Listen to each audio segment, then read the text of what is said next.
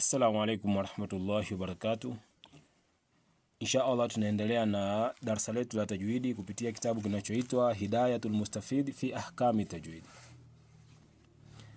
Darasa lililopita tulikuwa tunaelezea njia 4 ambazo zinatumika kusoma endapo mtu atamaliza sura na anataka kuunganisha sura nyingine. Bismillahi ikawa katikati, yani ikawa baina ya sura inayoisha na sura inayoanza. Tukasema kuna njia ngapi? Tukasema kuna njia 4. Njia hizo tukasema ya kwanza ni kukata zote, mwisho wa sura kujitegemea, bismillahi kujitegemea na sura inayoanza kujitegemea. Ndio tukasema mfano minal jinnati wan nas bismillahir rahmanir rahim qul a'udhu birabbil falaq. Hiyo ni njia ya kwanza. Ya pili tukasema kuunganisha bismillahi na mwanzo wa sura, kwa maana mwisho wa sura kukajitegemea, bismillahi na mwanzo wa sura inayofuata kukaunganishwa. Mfano minal jinnati wan nas bismillahir rahmanir rahim qul a'udhu birabbil falaq. Hiyo ni njia ya pili. Na ya tatu tukasema waslul kulli, kuunganisha zote. Mfano minal jinnati wan nasi bismillahir rahmanir rahim qul a'udhu birabbil falaq. Hizo ndio njia tatu ambazo tuliziangalia, na tukasema njia hizi ndio njia ambazo zinafaa. Ile ya 4 haifai. Tutakuja kuiona kwa nini haifai. Tuliacha hakiba, tuje tuendelee nayo, alafu tutaendelea na kipengele kingine. Kwa hiyo tunaendelea. Anasema wa amma ghairu jaiz, ama njia ambayo haijuzu, ghairu jaiz, haijuzu, haifai, fahuwa ma, nayo ni njia ambayo idha usila akhiru surati bilbasmalati, pindi patakapounganishwa mwisho wa sura bilbasmalati, na bismillah. Mwisho wa sura kumuunganishwa na bismillah. Wa uqifa, na kukasimamwa. Wabtudia, na kukaanzwa bima baadaha, sura inayofuata au sura baada yake. Yani mwisho wa sura kukaungana na bismillahi, alafu kisha mtu akasimama. Baada ya kusimama akaleta sura nyingine, kwa maana mwisho wa sura na bismillah vimeungana, sura mpya inajitegemea. Mfano itakuwa hivi: minal jinnati wan nasi bismillahir rahmanir rahim qul a'udhu birabbil falaq. Inakuwa ni kama hivyo, kwa maana umeunganisha mwisho wa sura na bismillah, alafu mwanzo wa sura nyingine kukajitegemea.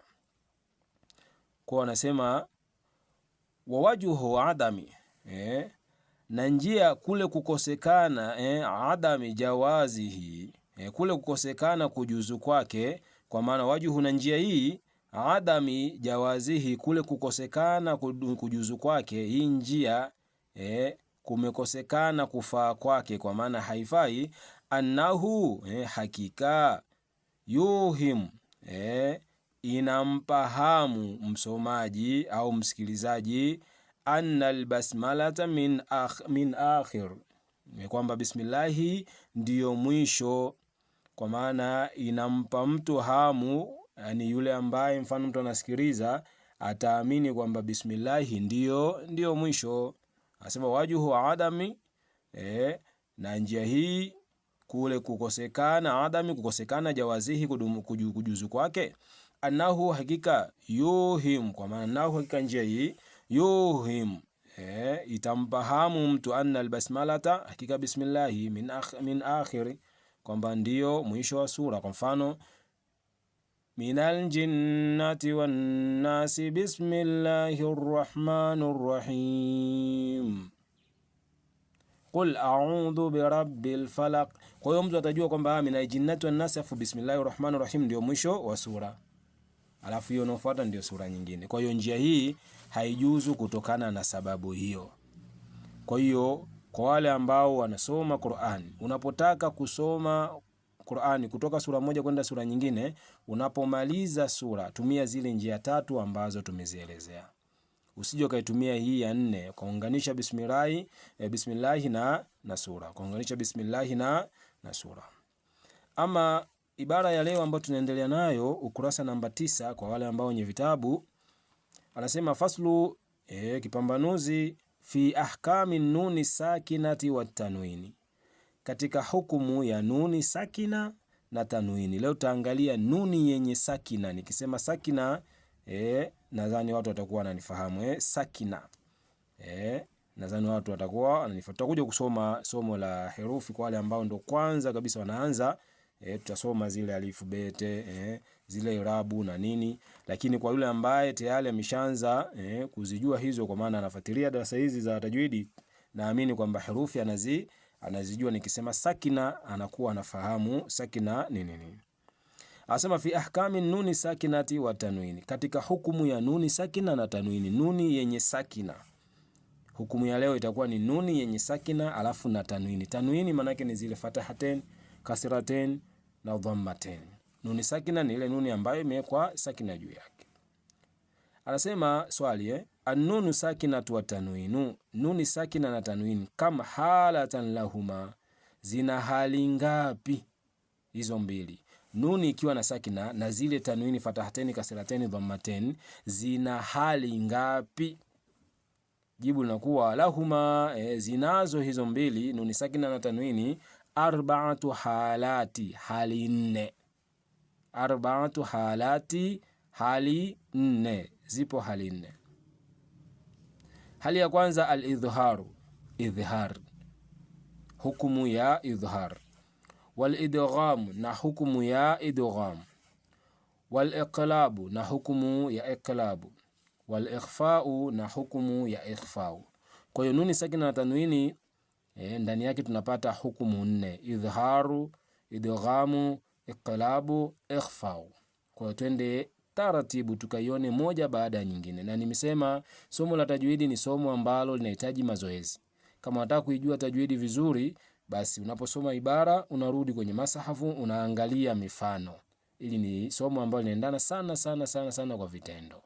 Kwamba ukisoma hukumu hii unarudi kwenye masahafu unaangalia hiyo hukumu jinsi inavyofanya kazi. Lakini ukisoma hivi ukawa tu ni mwenye kusikiliza, basi utasikiliza, lakini sasa ule utendaji utakuwa ni mdogo zaidi. Kwa unatakiwa kusoma unarudi unaangalia kile ulichokisoma, ili mradi ukiendelea na kipengele kingine inakuwa ni vizuri zaidi. Kwa anasema lahuma arba'atu halati, kwa maana nuni sakina na tanwini zina hali 4: al-idhharu, idhharu, wal idgham na idgham, wal iqlabu na iqlabu, wal ikhfa'u na ikhfa'u. Swali lingine anasema ma hadul idhhar lughatan wa sulaha, ni upi mpaka sawa wa idhhar kilugha na kisheria. Ni upi mpaka wa idhhari kilugha na kisheria? Mpaka wa idhhari ni upi? Anasema ama lughatan, ama kilugha, fa huwa albayanu, nako ni kubainisha. Unaposema idhhari, kubainisha ndio ile kudhihirisha. Unapokutana na hukumu kama hii inatakiwa udhihirishe kama ilivyo. Kwa hiyo anasema amma lughatan, ama kilugha, fa huwa albayanu, nako ni kubainisha. Wa amma istilahan, ama kisheria, idhharu kisheria ni nini? Fa huwa ikhraju, nako ni kuitoa. Ikhraju, kuitoa kisheria hiyo. Idhharu maana yake ni kuitoa kulli harfi, kila herufi, kuitoa kila herufi, min makhrajihi, katika matoleo yake, yani jinsi inavyotamkwa katika makhraja. Nikisema makhraja maana yake jinsi ile herufi inavyotamkwa katika makhraja yake au katika matoleo yake, jinsi inavyotoka mdomoni na kutamkwa. Min ghairi ghunnati, bila ya kunungunika au pasi na kunungunika. Idhharu jamani aina kunungunika. Ukinungunika sehemu yenye idhharu bado itaonekana hukumu zinakusumbua. Usinungunike sehemu ambayo kuna nuni sakina mbele, kuna herufi ya idhharu. Kuna tanwini fatahateni, tanwini ambayo ndio fatahateni kasrateni dhammateni, mbele kuna herufi ya idhhari. Usinungunike, manake hakuna kunungunika. Min ghairi ghunnati, bila ya kunungunika. Idhhari ndio ipo hivyo. kuipa kila herufi haki yake kama ilivyo bila ya kuongeza ghunna. Akasema kam hurufu al-idhhari wa ma hiya, ni ngapi herufi za idhhari na ni zipi? Kam hurufu al-idhhari, ni ngapi herufi za idhhari, wa ma hiya, na ni zipi? Twende tukazione sasa. Ukikutana nazo kwenye kusoma ujue kwamba kumbe hizi ni herufi za idhhari. Anasema hurufuhu sittatu, herufi zake ni sita tu. Tuanzie hapo. Herufi za idhhari ni sita, tunatakiwa tuzisome mpaka tuzifahamu, tuzikariri herufi za idhhari. Anasema wahiya alhamza, tunayo ni hamza. Ya kwanza ni hamza. Nikisema hamza, nadhani watu wanafahamu hamza tu ya kwanza hiyo. Wal hau, na ya pili ni he. Ya pili ni he. Wal ainu, na ya tatu ni ain. Aini ni herufi ya idhhari. Wal hau, na ya nne ni he. Hau manake he. Wal ghainu, na ya tano ni ghain. Wal khau, na ya sita ni khe. Kwa hiyo ya kwanza ni hamza, ya pili ni he, ya tatu ni ain, ya nne ni he, ya tano ni ghain, na ya sita ni khe. Kwa mfano ukiangalia hapa kuna hamza kuna he, lakini ukitaja ain maana yake na mwenzake ghain wote idhhari. Ukitaja he na mwenzake khe, wote ni idhhari. Kwa hiyo herufi sita hizo tuzikalili. Nazitaja tena: hamza, he, ain, ghain, alafu kuna he na khe. Hizo ndio herufi sita za idhhari. Sasa hizi ukiziona, kwa mfano unasoma Qur'an, nyuma kuna tanwini. Nikisema hivyo maana yake natoa sawa mfano kwamba nyuma kuna tanwini, kuna tanwini, yani herufi ya nyuma ina fataha teni. Mbele umekutana na he, hiyo ni idhhari. Herufi ya nyuma ina fataha teni au kasra teni au dhamma teni au nuni na sakina, yani herufi ya nyuma na nuni sakina, mbele unakutana na he, ujue hapo ni hukumu ya idhhari. Soma kama ilivyo sekehuna. Kuna nuni sakina mbele kuna aini, ujue idhhari, usieke ghunna.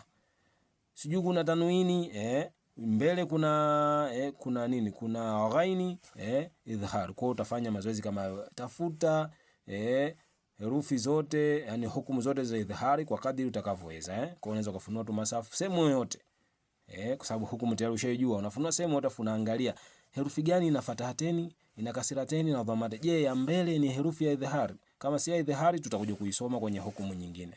Kama idhhari sasa unajitahidi kuisoma, unaangalia inatakiwa kusomwa vipi bila ya kununika.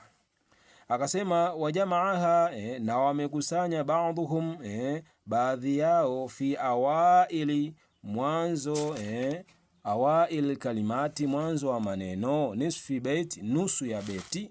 Faqala, wakasema watu wamechukua nusu ya beti, yani kwa maana ubeti, nusu ya ubeti. Kwa hiyo wakakusanya wakasema, wamesemaje kuhusiana na idhhari? Wamiekea formula, wamiekea kanuni ya kukumbuka herufi za idhhari. Kaida tu hiyo. Anasema akhi haka ilma hazahu ghairu khasir. Akhi haka ilma hazahu ghairu khasir. Hiyo ndio hukumu ya, hiyo ndio kanuni ya kukumbuka herufi za idhhari. Ukisema akhi maana yake ile akhi, a ni hamza, akhi ile khe, ile khi hapo kuna khe ambayo ni nini, ni herufi ya idhhari. Tunapata khe hapo. Haka tunamchukua he hapo, haka huyo herufi ya kwanza he. Alafu ilma tunamchukua herufi ya kwanza ambayo ni aini. Alafu hazahu tunamchukua herufi ya kwanza ambayo ni he. Ghairu tunamchukua herufi ya kwanza ambayo ni ghain. Khasir tunamchukua herufi ya kwanza ambayo ni khe. Kwa hiyo ukikumbuka hiyo kanuni yako, akhi haka ilma hazahu ghairu khasir, akhi haka ilma hazahu ghairu khasir. Elimu inataka ni muda wote unajishughulisha na masala ya elimu kama hivyo. Kwa hiyo unaimba hizo herufi, basi unakuwa unafahamu hizo herufi za idhhari. Nadhani tuishie hapa. Tukija sasa tutaangalia nyingine. Tumesema zipo 4: idhhar, idgham, iqlabu, ikhfa. Ndio kwanza tumeanza na idhhari. Ifanyie mazoezi. Tukutana tena tutakuja kumwangalia mwingine ambayo atakaye tajwa. Tumuombe Allah tujalie tuweze kukutana tena na tuelezane yale ambayo Allah ametujuza kadiri tunavyoweza. Subhanakallahumma bihamdik ashhadu an la ilaha illa anta astaghfiruka wa atubu ilaik. Subhanaka rabbil izzati amma yasifun wa salamun alal mursalin walhamdulillahi rabbil alamin.